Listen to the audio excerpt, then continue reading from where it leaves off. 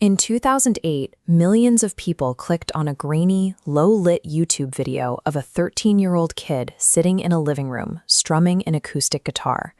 His voice was raw, his talent obvious, and within months, he became a global obsession. But the boy on that screen had a context the internet couldn't see.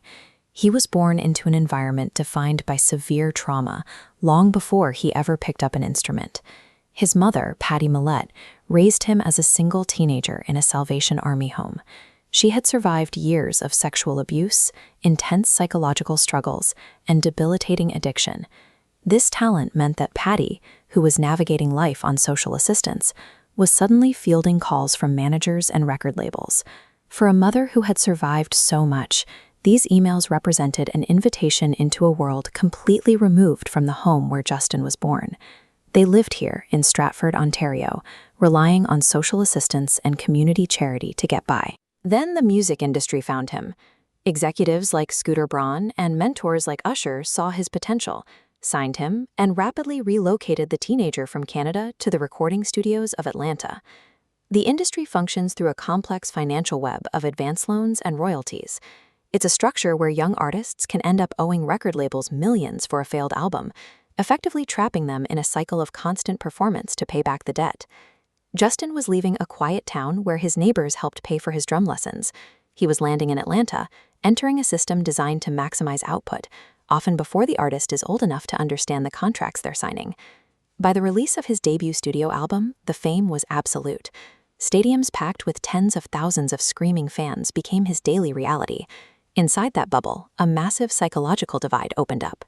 He was adored by millions of strangers, but internally he was wrestling with profound isolation and a lingering sense of shame he couldn't quite articulate.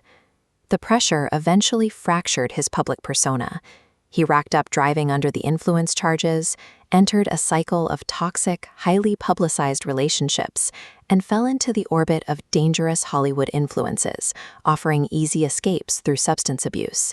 Every mistake, every late-night arrest, and every erratic decision was broadcast globally. Paparazzi documented his psychological breakdown in real time for public consumption. To the public, it looked like a standard bad boy phase played out in mugshots and t-shirts.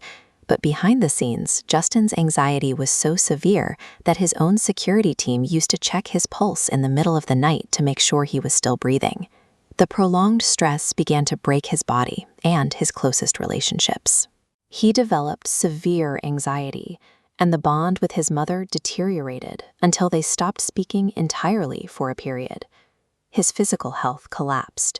He had to cancel massive legs of his world tours, and he was later diagnosed with Ramsay-Hunt syndrome, a rare neurological disorder that temporarily paralyzed half of his face. He knew exactly how toxic the environment was.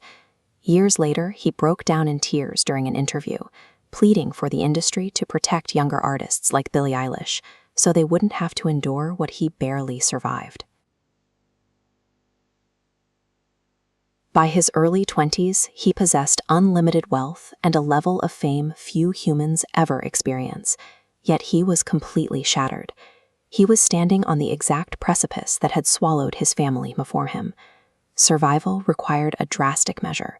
He realized he had to actively sever his ties to the pop machine. He started by reaching for spiritual stability during his Purpose era, immersing himself deeply in his Christian faith to find an anchor outside of the entertainment industry. This diagram illustrates his 291 song assets, his entire musical catalog and career foundation. To protect his peace, he traded this legacy for $200 million, completely eliminating his reliance on the record label cycle. Relinquishing the catalog meant Justin no longer owed the machine his future labor or his financial legacy. It gave him the resources to stop, to stay in one place, and to define who he was when the cameras were finally turned off. He married Hailey Bieber, intentionally prioritizing the creation of a stable, supportive family foundation, something he had been entirely missing in his own childhood. His relationship with music evolved. With recent albums like Justice and Swag, he openly addresses his mental health struggles, using his art as a method of personal therapy rather than a product to satisfy a tour schedule. In 2024, the couple welcomed their first child, a son named Jack Blue Bieber, into a quiet, heavily protected home. Surviving the spotlight is rare enough for a child star. Having the discipline to walk away from it, confront deep-seated wounds, and break a destructive generational cycle is the actual victory.